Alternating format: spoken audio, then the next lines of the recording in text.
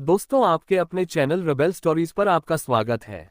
दोस्तों, आचार्य चाणक्य एक ऐसी महान विभूति थे जिन्होंने अपनी विद्वत्ता, बुद्धिमत्ता और क्षमता के बल पर भारतीय इतिहास की धारा को बदल दिया। मौर्य साम्राज्य के संस्थापक चाणक्य कुशल राजनीतिज्ञ, चतुर कूटनीतिज्ञ, प्रकांड अर्थशास्त्री के रूप में भी विश्वविख्यात हुए। चाणक्य नीति आचार्य चाणक्य की नीतियों का अद्भुत संग्रह है, जो आज भी उतना ही प्रासंगिक है जितना वह 2400 साल पहले था जब इसे लिखा गया था। महापंडित आचार्य चाणक्य की चाणक्य नीति में कुल 17 अध्याय है। प्रथम अध्याय में आचार्य चाणक्य कहते हैं, तीनों लोकों के स्वामी सर्वशक्तिमान भगवान विष्णु को नमन करते हुए मैं एक राज्य के लिए नीतिशास्त्र के सिद्धांतों को कहता हूँ। मैं ये सूत्र अनेक शास्त्रों का आधार लेकर कह रहा हूँ। जो व्यक्ति शास्त्रों के सूत्रों का अभ्यास करके ज्ञान ग्रहण करेगा उसे अत्यंत वैभवशाली कर्तव्य के सिद्धांत ज्ञात होंगे। उसे इस बात का पता चलेगा कि किन बातों का अनुसरण करना चाहिए और किन का नहीं। उसे अच्छाई और बुराई का भी ज्ञात होगा और अंततः उसे सर्वोत्तम का भी ज्ञान होगा। इसलिए लोगों का भला करने के लिए मैं उन बातों को कहूंगा जिनसे लोग सभी चीजों को सही परिप्रेक्ष्य में देखेंगे। पहली नीति, एक पंडित भी घोर कष्ट में आ जाता है यदि वह किसी मूर्ख को उपदेश देता है, यदि वह एक दुष्ट पत्नी का पालन पोषण करता है या किसी दुखी व्यक्ति के साथ अत्यंत घनिष्ठ संबंध बना लेता है। दूसरी नीति, दुष्ट पत्नी, झूठा मित्र, बदमाश नौकर और सर्प के साथ निवास साक्षात मृत्यु के समान है। तीसरी नीति, व्यक्ति को आने वाली मुसीबतों से निपटने के लिए धन संचय करना चाहिए। उसे धन संपदा त्याग कर भी पत्नी की सुरक्षा करनी चाहिए, लेकिन यदि आत्मा की सुरक्षा की बात आती है तो उसे धन और पत्नी दोनों को तुच्छ समझना चाहिए। चौथा नीति, भविष्य में आने वाली मुसीबतों के लिए धन एकत्रित करें।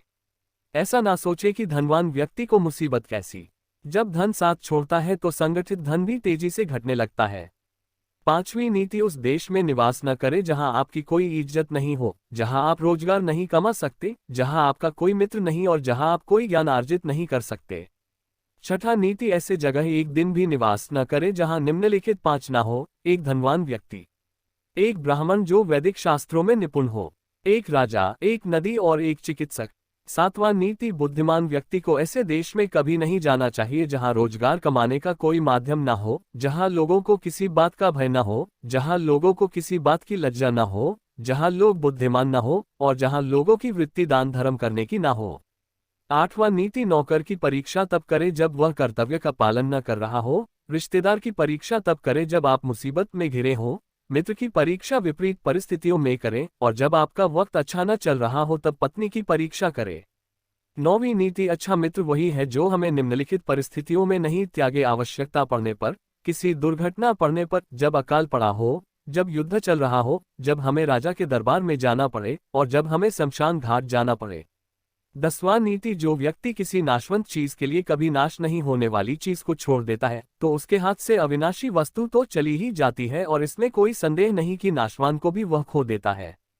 11वां नीति, एक बुद्धिमान व्यक्ति को किसी इज्जतदार घर की अविवाहित कन्या से विवाह करना चाहिए। उसे किसी हीन घर की अत्यंत सुंदर स्त्री से भी विवाह नहीं करनी चाहिए। शादी विवाह हमेशा बराबरी के घरों में ही उचित होता है। 12वां नीति, इन 5 पर कभी विश्वास न करें। नदियां, जिन व्यक्तियों के पास अस्त्र शस्त्र हो, नाखून और सींग वाले पशु, औरतें यहाँ संकेत भोली सूरत की तरफ है, बहनें बुरा न माने राजघरानों के लोगों पर। 13वां नीति, अगर हो सके तो विष में से भी अमृत निकाल लें। यदि सोना गंदगी में भी पड़ा हो तो उसे उठाए, धोए और अपनाए। निचले कुल में जन्म लेने वाले से भी सर्वोत्तम ज्ञान ग्रहण करें। उसी तरह यदि कोई बदनाम घर की कन्या भी महान गुणों से संपन्न है और आपको कोई सीख देती है तो ग्रहण करे। 14वां नीति, महिलाओं में पुरुषों की अपेक्षा भूख 2 गुना, लज्जा 4 गुना, साहस 6 गुना और काम 8 गुना होती है। दोस्तों, ये था चाणक्य नीति का पहला अध्याय। दूसरे अध्याय की वीडियो भी जल्द ही आ रही है। और भी विषयों की जानकारी के लिए कमेंट करें। वीडियो के माध्यम से जानकारी अवश्य दी जाएगी। वीडियो पसंद आए तो लाइक करें, चैनल सब्सक्राइब करें। धन्यवाद। हर हर महादेव।